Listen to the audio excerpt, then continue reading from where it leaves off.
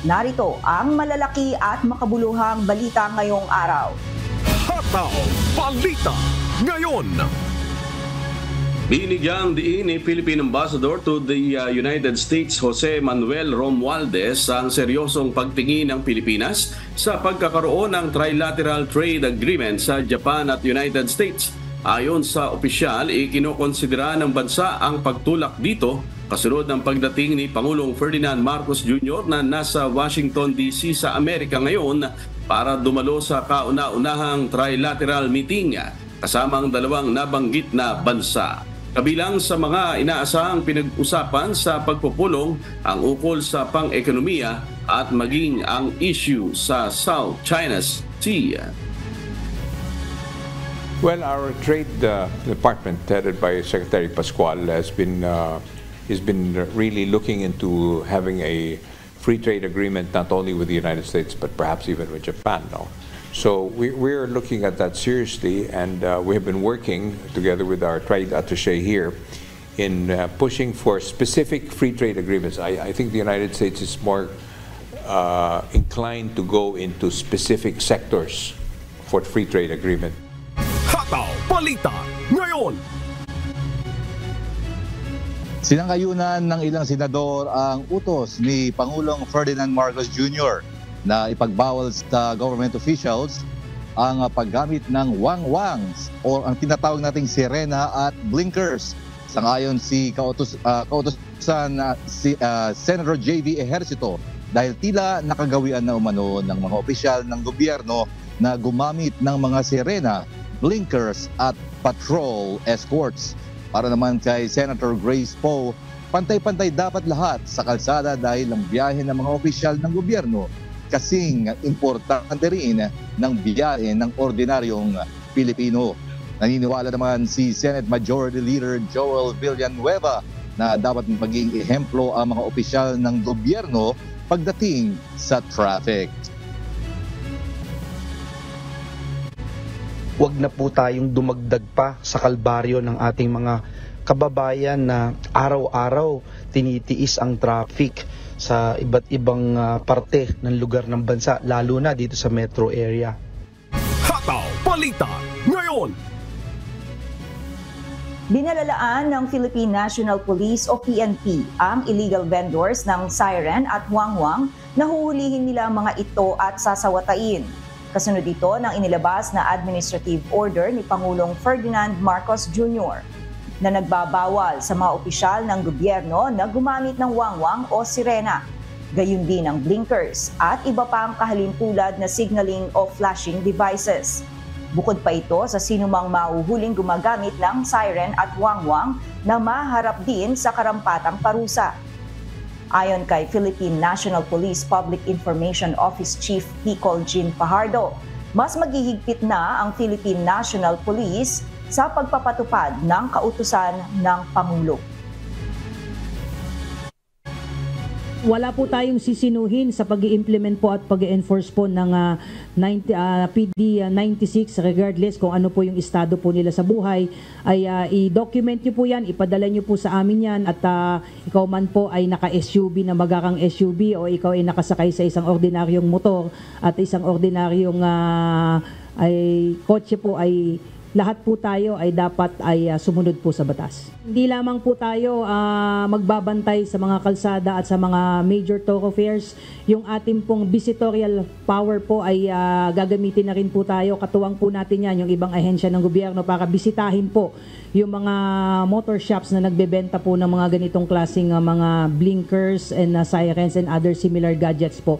Para doon pa lamang po sa source ng mga illegal blinkers po na ito ay masasawatan na po natin. Hataw Balita ngayon. Inilabas ng korte sa Pasig City ang isang bagong kautusan para arestuhin ang religious group leader na si Apollo Quiboloy kaugnay ang bagong arrest order sa kasong qualified human trafficking. Ipinagutos ng Pasig City Regional Trial Court Branch 159. Ang kaso ay paglabag sa Republic Act 9208 o Anti-Trafficking in Persons Act of 2003 na walang piyansa.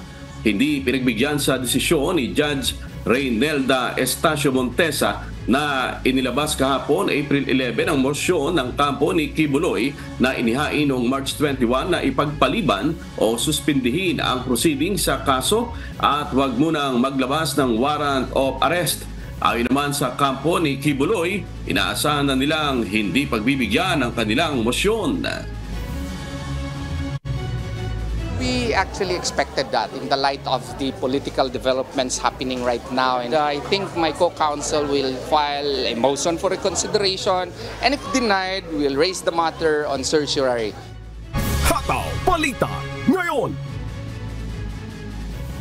Inanunsyo ng ilang transport group na muli silang magsasagawa ng nationwide na transport strike sa darating na Lunes, April 15.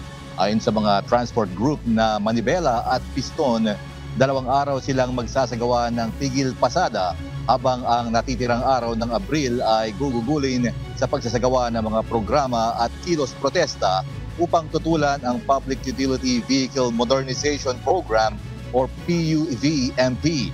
Nanindigan naman ang mga ito na babiyahe pa rin sila pagkatapos ng deadline ng franchise consolidation sa April 30.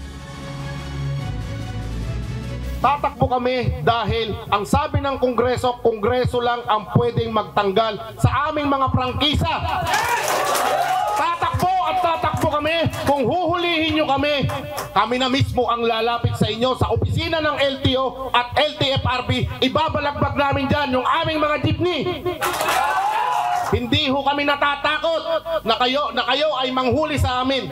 Kayo po ang matakot. Suportahan po natin yung mga local industry, ang gawang Pilipino upang sa ganon hindi makapasok itong mga foreign investor na mga dayuhang minibus. Kapag ganyan ang sitwasyon, lilika ng maraming trabaho dito sa ating bansa. Hataw Balita ngayon. Bumaba ang bilang ng mga Pilipinong walang trabaho noong nakaraang buwan ng Pebrero ngayong taon.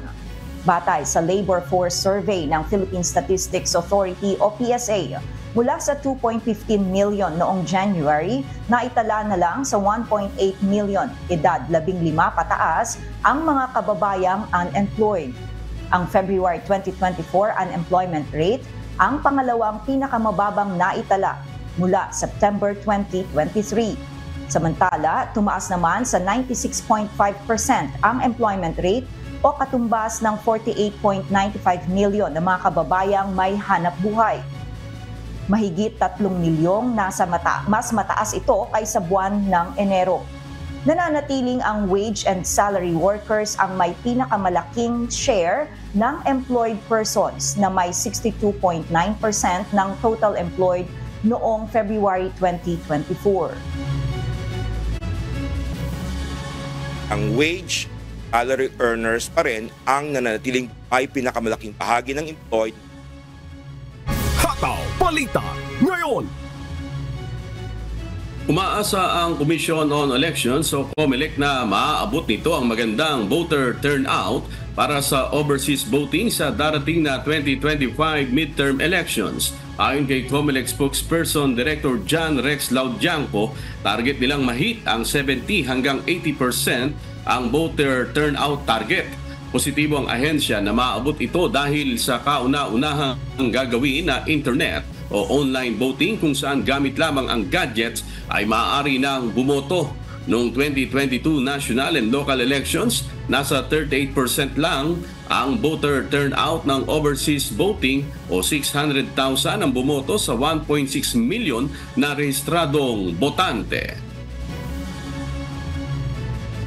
Nais nating itaas ang antas na yan sa pamamagitan ng internet voting. At may isa pa po na bagay na benefit ng internet voting, mababawasan po ang gastos ng gobyerno. Bakit? Hindi na po kami magpapadala ng makina, hindi na po kami magpapadala ng balota. Hataw Balita ngayon.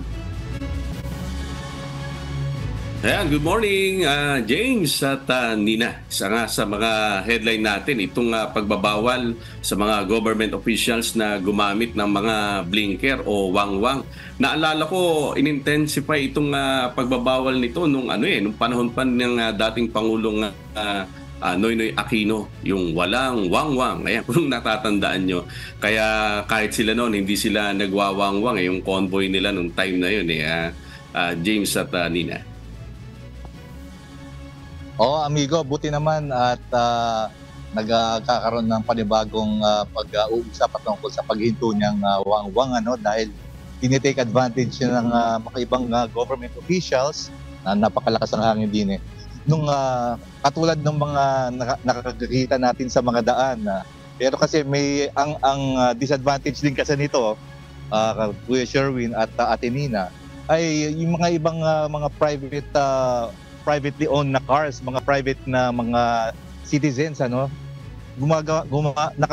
some way or another, nakakakuha sila ng mga wangwang na kinakabit nila sa kotse nila, thinking na sila ay government official. So, posibleng ito ay maggamit din kasi ng mga citizens natin Kaya maganda ito kung totally i-abolish yung mga wangwang, especially dun sa mga government officials. At kasi lahat nga naman, katulad ng sabi ni Senator, yung mga senator, katulad ni Senator Joel Villanueva, lahat naman ng mga oras ng mga ordinary Pilipinong tao, napaka-importante naman. Everyone's got an equal right to protect their own time, di ba, Ate Nina? Oo. Hindi, tsaka pabayaan na lang din natin sana sa mga pulis yung paggamit ng mga siren. Kasi minsan, or lalo na dun sa may mga emergency cases na may kailangang puntahan ng ang ating mga pulis. Syempre, ang mga kababayan natin kapag palaging nasasanay na ganun yung naririnig, puro wangwang na lang na kaliwat kanan, parang hindi na nagkakaroon ng distinction, nagkakaroon din ng sana magkaroon ng pagkakaiba, ng distinction. Although alam natin yung ibang mga politiko natin ay syempre may mga important meetings, naintindihan natin yan. Kaya lang syempre kailangan nga nandun tayo sa punto na napatas lang din, Kaya yon, amigo. Oo, at hindi naman talaga natin maiaalis na nasasamantala kasi talaga ng ilang mga government officials yung mga wangwang at blinker.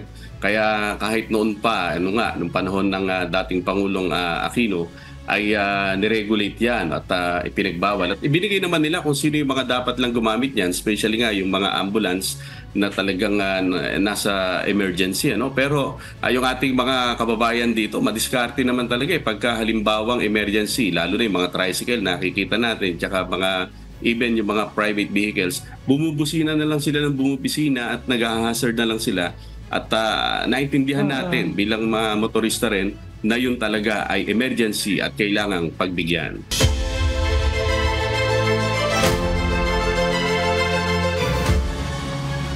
Naniniwala si Senator Ronald Bato de la Rosa na posibleng nagtatago nga si Kingdom of Jesus Christ o KOJC Religious Group Leader Apollo Quiboloy. Ayon kay Senator de la Rosa, matagal na rin umanong hindi nakikita ng mismong mga kaibigan niya sa Davao ang naturang religious group leader. Sa ngayon, hindi umano sigurado ang mambabatas kung nakalabas na ng bansa si Quiboloy o nandito pa sa Pilipinas. Para sa kanya, mas magandang sumuko na lang si Quiboloy dahil posible pa rin umanong mapayagan itong makapagpiyansa depende sa magiging hakbang ng kanyang mga abogado. Wala talaga, wala akong idea. Andito ako ngayon sa Davao. Tanong ako dito sa mga kaibigan ko. Ang sabi rin nila, matagal na rin doon lang hindi nakikita. So, most likely, nagtatago nga talaga. Dahil matagal lang hindi nakikita Hindi ako sigurado. Hindi ako sigurado kung nakalabas o andito pa sa Pilipinas. Hindi ko talaga alam. Wala akong definite answer dyan.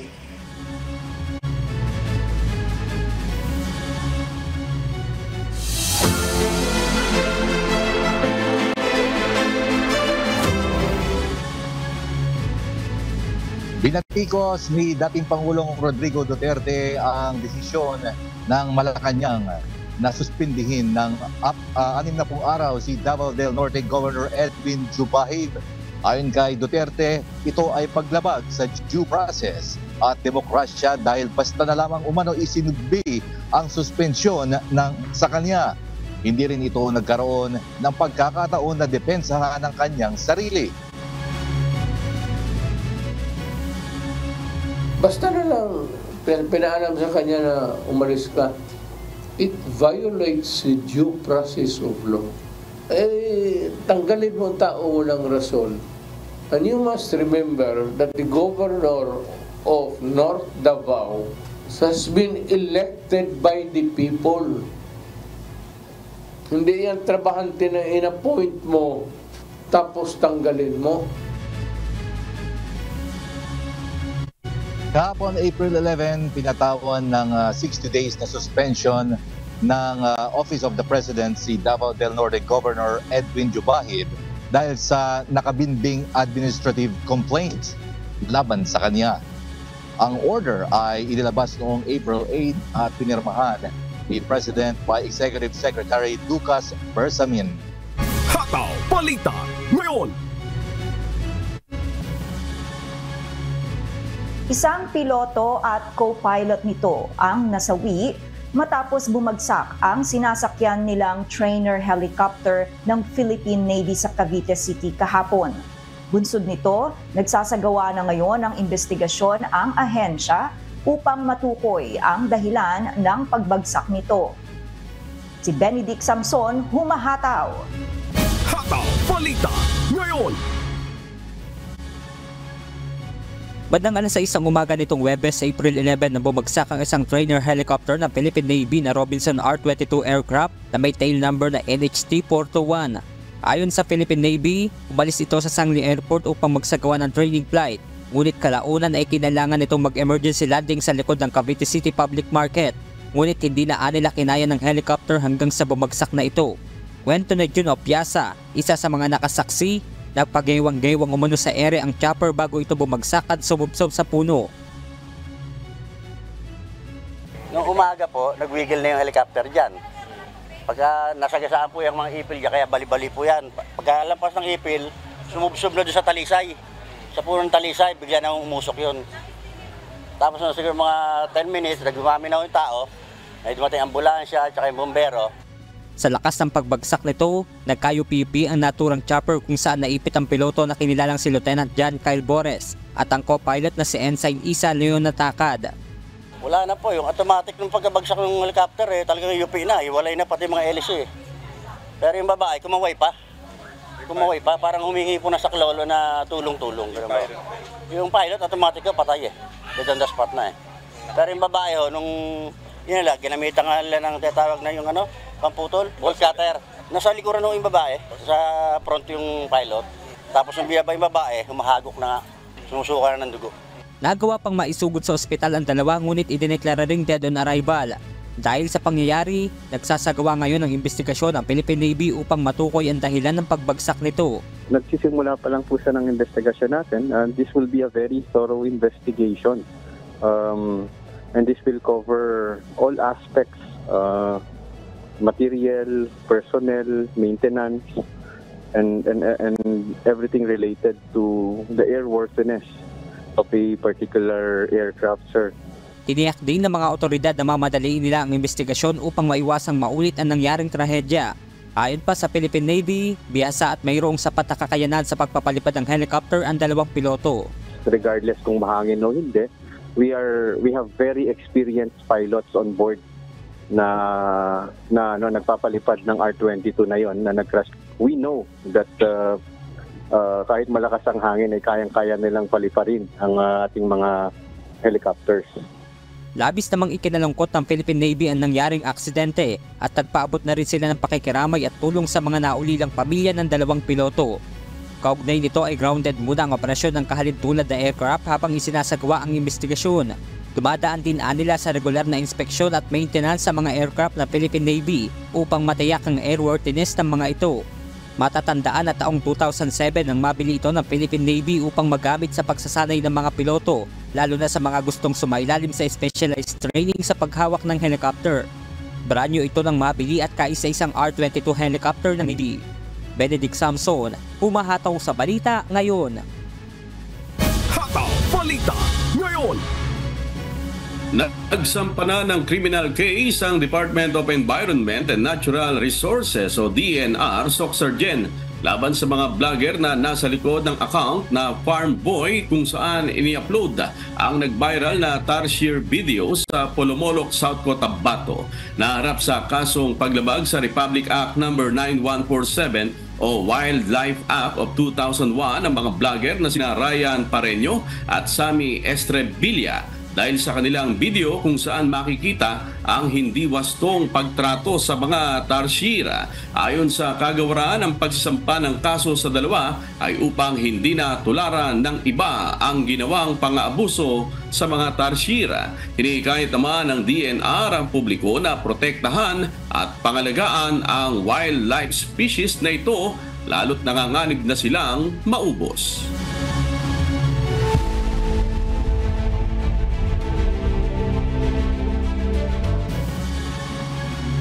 Nagkita-kita na sa unang trilateral summit sina President Ferdinand Marcos Jr., United States President Joe Biden at Japanese Prime Minister Fumio Kishida dito sa Washington, D.C. Ilan sa mga inasahang pag-uusapan nila kung papaano palalakasin ng economic cooperation ng mga bansa at magkaroon ng kasunduan para sa seguridad at kasarinlan sa pagdalayag sa South China Sea. Ito ang humahataw na balita ni Christy Rosacia. Hataw Balita ngayon! Umaasa si President Marcos na makatutulong ang sinimulang pag-uusap noong Huwebes, April 11 US time sa paglago ng mga bansang Japan, Estados Unidos at Pilipinas at ang pagtutulungan upang mapanatili ang kapayapaan sa South China Sea.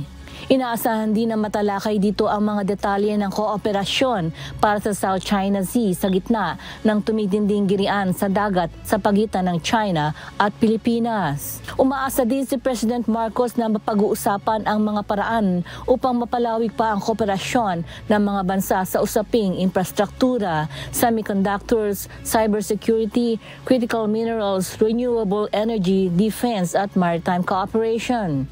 Sinabi naman ng Ministry of Foreign Affairs ng China noong Lunes, April 8, na tutol ito sa pagkakaroon ng mga exclusive small circles at nais ding iwasan ang konfrontasyon sa mga grupo sa rehiyon. Patuloy namang pinapailalim ng Administrasyong Marcos ang military ties sa Estados Unidos at Japan sa gitna ng paglala ng sitwasyon sa South China Sea. Halos doble na ang maaaring mapasok ng mga sundalong Amerikano na base sa Pilipinas sa ilalim ng Enhanced Defense Cooperation Agreement. Nag-uusap na rin ang Pilipinas at Japan para sa Reciprocal Access Agreement para makatuloy ang mga puwersa ng Hapon sa bansa. Christy Rosacia, humahataw sa balita ngayon. Hataw Balita ngayon! Ibinalita ng Ecuadorian former president na si President Rafael Correa na nagtangkang magpakamatay at nag-hunger strike ang dating vice-presidente ng bansa na si George Glass upang tutulan ang gagawing pag-aresto sa kanya. Mula sa Toronto, Canada, may humahataw na balita si Jenny Rico live. Hataw Balita ngayon! Hi Jenny, kumusta na ba ang kalagayan ni Ecuador ex-Vice President George Glass?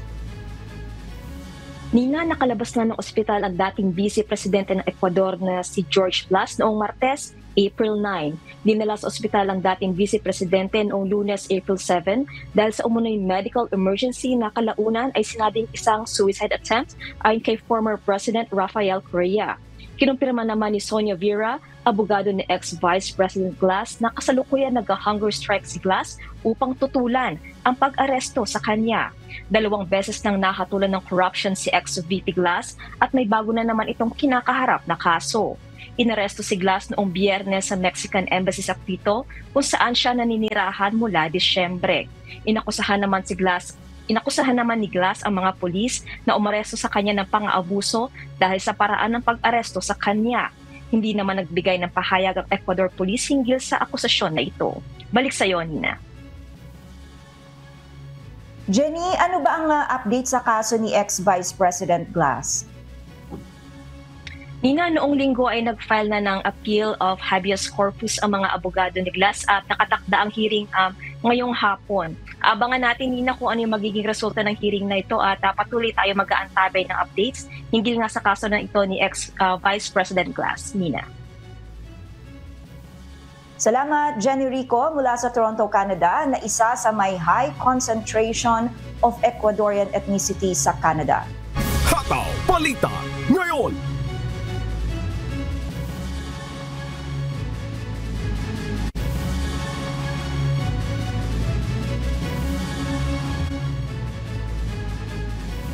Umakit na sa 16 na taong bilang ng mga nasawi bunsod ng malakas na lindol sa Taiwan noong nakalipas na linggo. Batay sa mga opisyal, natagpuan ng 3 pang labi sa isang hiking trail. Mahigit din sa 1,100 na tao ang nagtamo ng pinsala sa katawan dahil sa 7.2 magnitude na lindol noong April 3. Pinaniniwala ang nakatulong ang estriktong building codes at malawakang kahandaan laban sa sakuna upang maiwasan ang mas mataas na bilang ng casualties. Samantala, sa update ng Department of Migrant Workers, nasa 15 mga Pilipino na ang naiulat na sugatan matapos ang nangyaring lindol sa Taiwan. Gayunman, naipagamot na ang sugat na tinamo ng ating mga kababayan at ngayon ay nasa maayos na silang kondisyon.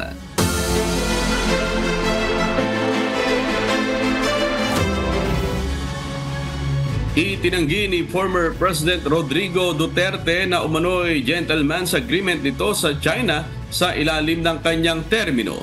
Si Lalaine Moreno humahataw. Hataw Balita ngayon! Pinabulaanan ni dating Pangulong Rodrigo Duterte ang aligasyon na umano'y pumasok ito sa isang gentleman's agreement sa pagitan niya at ni Chinese President Xi Jinping ukol sa West Philippine Sea. Sa isang press conference sa Davao City kagabi, April 11, kinuwento ni Duterte ang naging usapan nila ni President Xi sa kanyang state visit sa China noong siya pa ang Pangulo.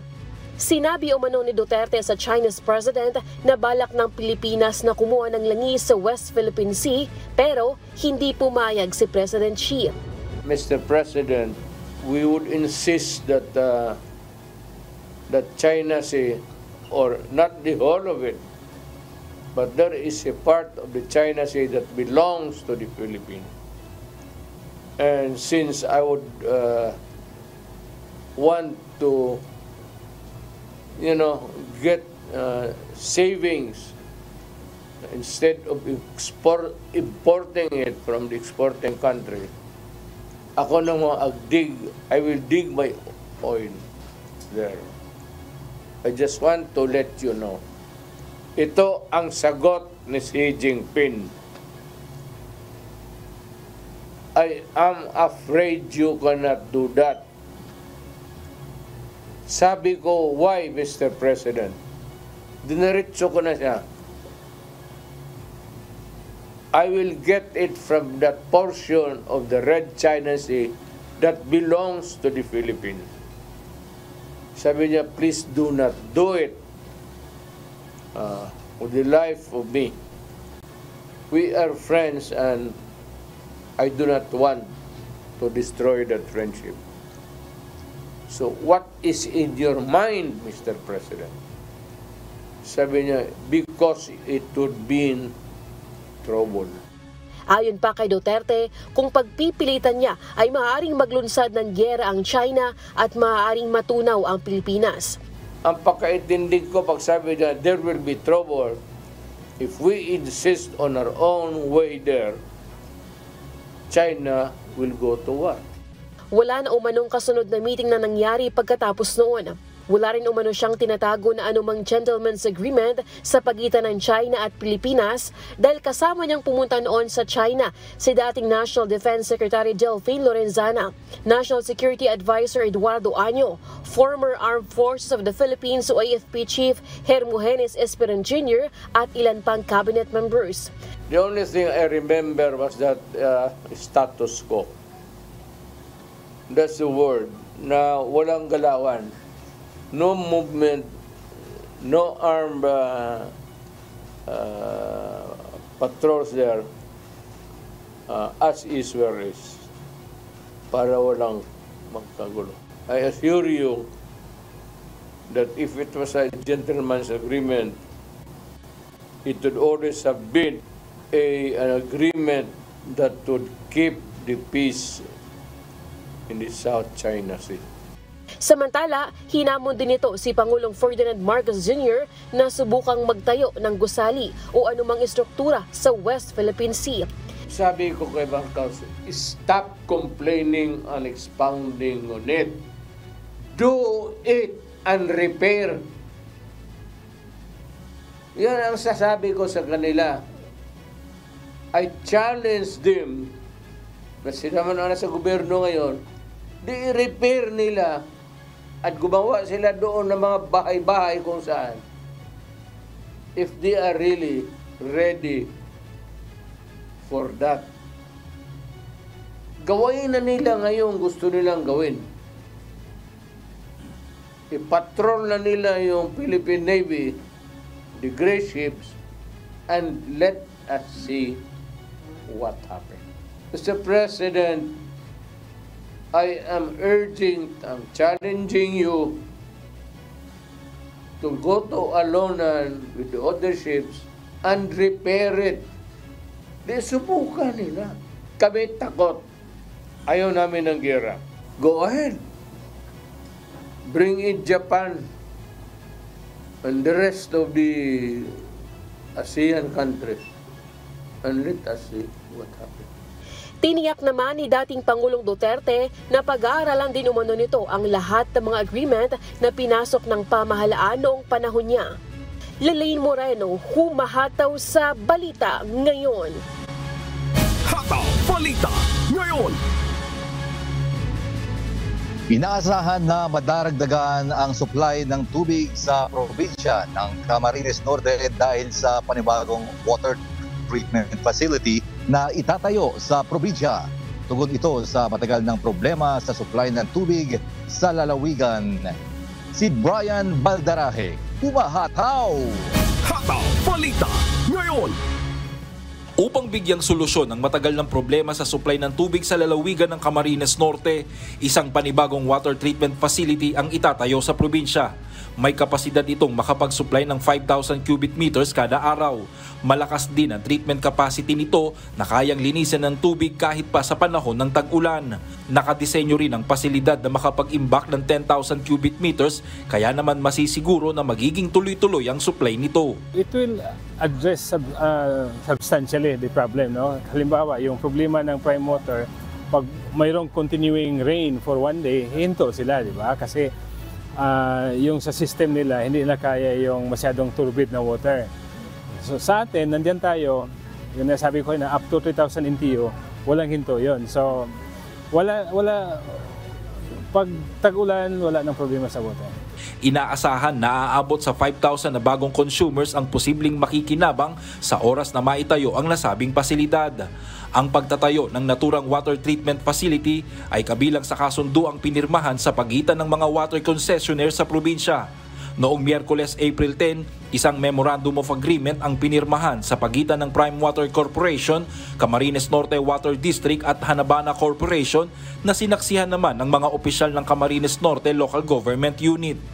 Layo ng nasabing kasunduan na masolusyonan ang matagal ng problema sa supply ng tubig sa lalawigan. Ayon kay Governor Dong Padilla, malaking tulong ang magagawa nito lalo pat isa ang probinsya ng Camarines Norte, partikular ang bayan ng Daet sa nakararanas ng matinding init nitong mga nakalipas na araw kung saan pumalo pa sa 46 degrees Celsius ang heat index sa lugar. At araw-araw ay may nag-a-apply ng connection ng tubig. So dapat ito ay sabay-sabay na kung saan ang responsibilidad ng Prime Water ay iserve yung mga walang connections.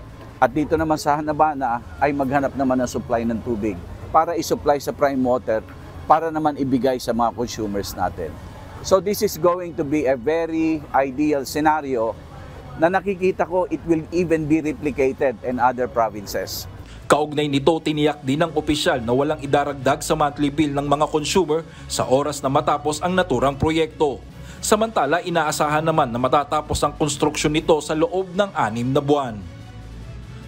Brian Baldarahe, humahataw sa Balita Ngayon.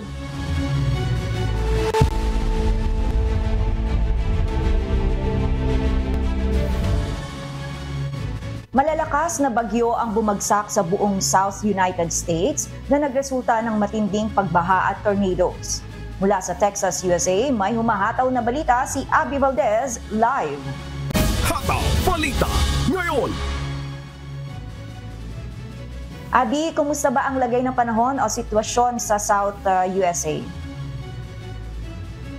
Lumikha ng life-threatening na matinding pagbaha ang malalakas sa bagyong tumama sa South US na may dalang malakas na ulan, nakapipinsalang hangin, baseball-sized hail at ilang tornadoes.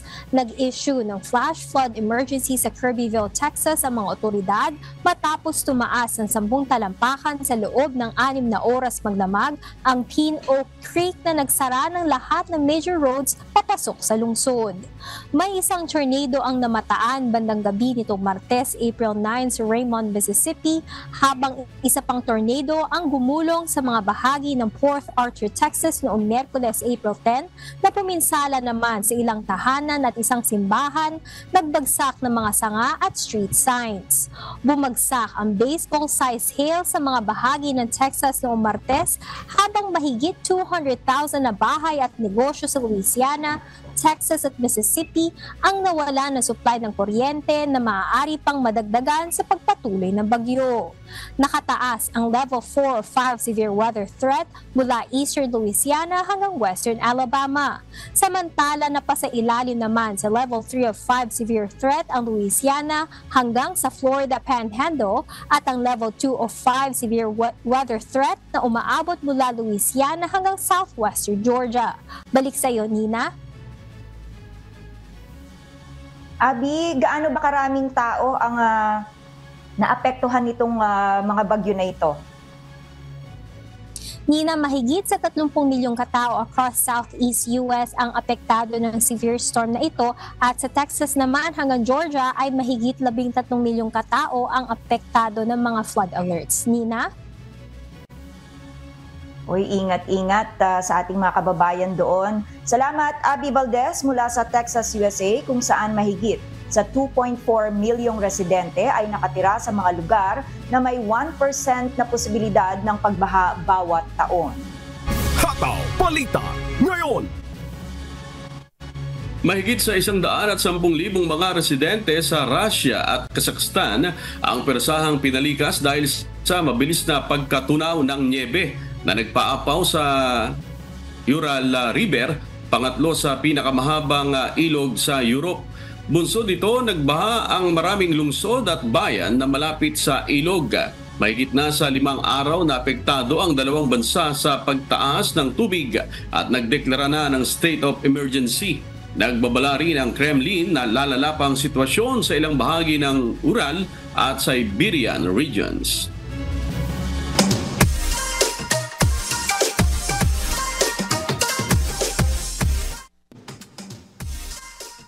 Ito na ang hindi natin makalilimutan ang pinakaabangan nating lahat. James, pwede bang bumate? Pwede! Na-miss ko yan, kaya narito ang pagbati ng ating kababayan. Ako po si Elena De Vera ng Edmonton, lokal po ng Edmonton, Elena De Vera po. Binabati ko po ang aking anak na si Alvin De Vera at si Corinthian De Vera at ang aking mga kabalae sa Baliwag, Bulacan po, lokal po ng Baliwag, Bulacan. Salamat po sa Diyos.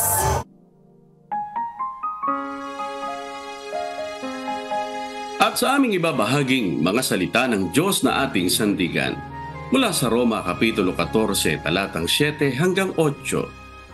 Sapagkat ang sino man sa atin ay hindi nabubuhay sa kanyang sarili, at sino man ay hindi namamatay sa kanyang sarili.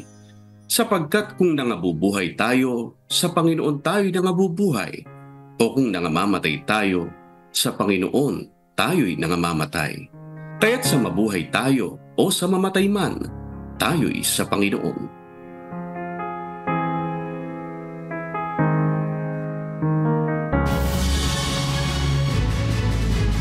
At yan po ang mga humahataw na balita ngayong umaga ng Biyernes, ika-12 sa buwan ng Abril 2024. Sa ngalan po ng lahat ng bumubuo ng UNTV News and Rescue, UNTV Radyo Libertad 1350 ng ating mga correspondent mula Luzon, Visayas at Mindanao. Mula po rito sa Pilipinas, ako po inyong amigo, Sherwin Kulubong. At yan po ang mga humahataw na balita sa iba't ibang panig ng mundo ngayong Friday morning, April 12, 2024. Mula dito sa Washington, D.C., ako si James Bonduyan. Happy weekend po. Ako naman, si Nina Bascon mula sa Victoria, Australia. At dito sa UNTV at UNTV Radyo Libertad 1350. Diyos ang aming sandigan, serbisyo publiko ang aming pinahahalagahan. Susunod na ang Good Morning Kuya. Salamat po sa Diyos at magandang umaga.